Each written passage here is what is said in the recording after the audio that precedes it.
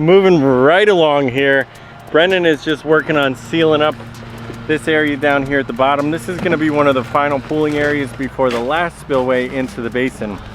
He's already foamed it up really well because this actually has to hold water so it can well up and come over that spillway. So he's let that foam dry, filled up all the crevices. He's using some gravel here just to hold this light in place. That's going to be shining up and highlighting this whole area here. And then each one of the other subsequent spillways also has a light to illuminate it. There's one here that's going to be shining up and lighting this whole area here. We've got a bib area over here, and that's essentially just sealing this little pocket so it will well up as the water flows in and then come over the spillway that I'm sitting on.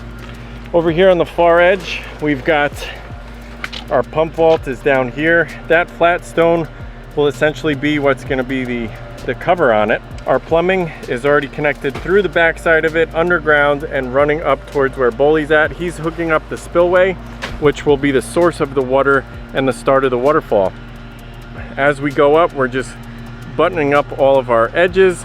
Once we get to the top, we're going to bring in some more soil, connect our lights, gravel this thing. We're actually using a combination of different size gravel here. We've got a nice Pocono River gravel, got some really cool colors in it. It's got some shale grays, it's got some kind of like a ruby red color, maroon, and then some other blue shades. That's going to mix well with the other 1-inch pond stone, which is more of the earthy tones. That's kind of mud tones. Well, so right now it's very silt covered, but that's all going to be rinsed off. But as this goes through, it's nice to mix up the size gravel, so it gives the illusion that this is just a nice little riverbed. Okay, so up here at the top, this is where we actually have to purposefully cut a hole through the liner, and that's for the back end of our spillway to be threaded through. It's got rubber washers on either side and then a coupling which squeezes the liner between the two rubber couplings and the back end of the spillway. So that right there keeps a watertight seal. We put on top of the liner, just to make sure that there's no tearing or twisting as we tighten that coupling, this extra piece here to make sure that the liner doesn't twist and ripple as we tighten it up. This way it keeps that as a watertight seal and there's no issues of water coming out the back end.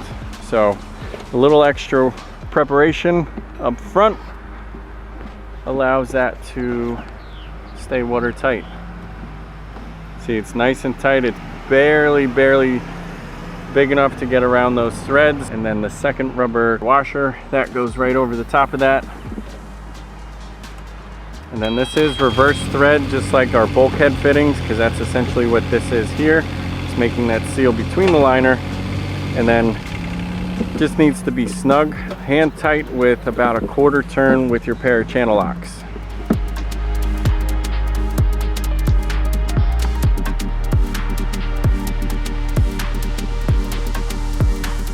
Being very careful not to twist or turn the liner. Maybe a little bit more, and then I think that's good. Perfect.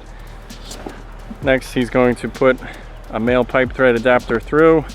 We've got it cut just big enough so we can put a 90 on the back, run our plumbing right into it, and then he can start building this final spillway up here at the top.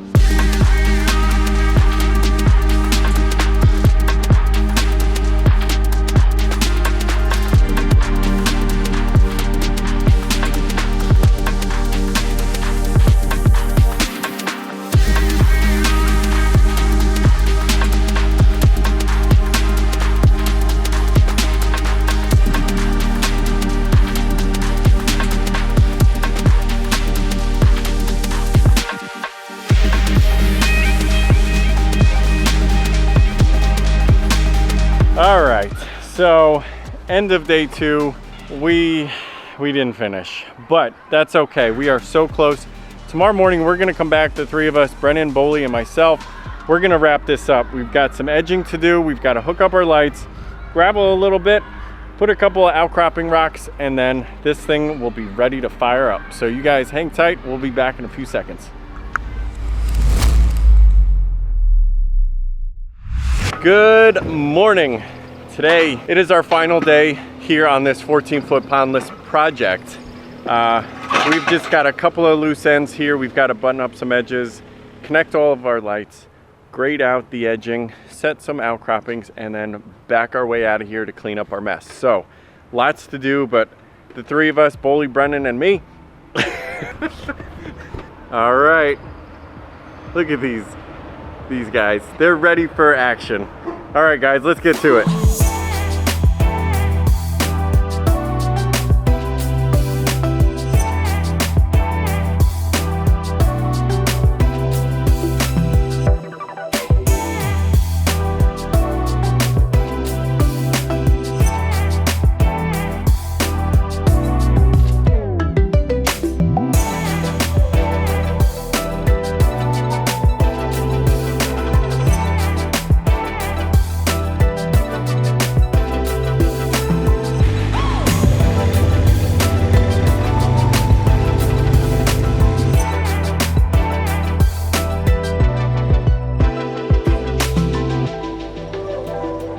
So I'm hooking up the autofill here, and this is going to be attached to a 1/2-inch funny pipe, which will, after all the other work is done, be connected into their existing irrigation system.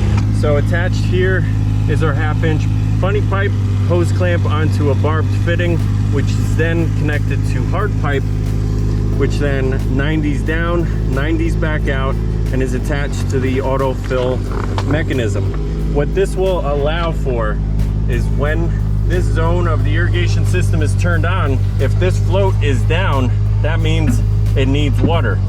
And I have it this far down because when the system is turned on, the water in the reservoir is going to be drawn down as the pump is pumping it up to the top of the waterfall, and then it's making its way down in motion. I don't want to have it set all the way at the top.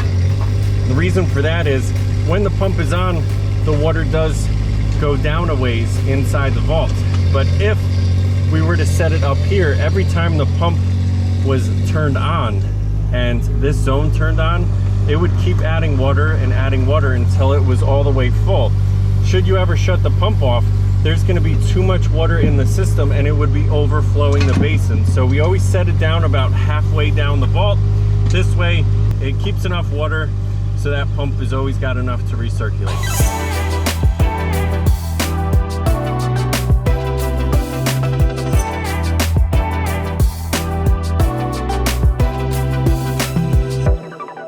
Final touches here.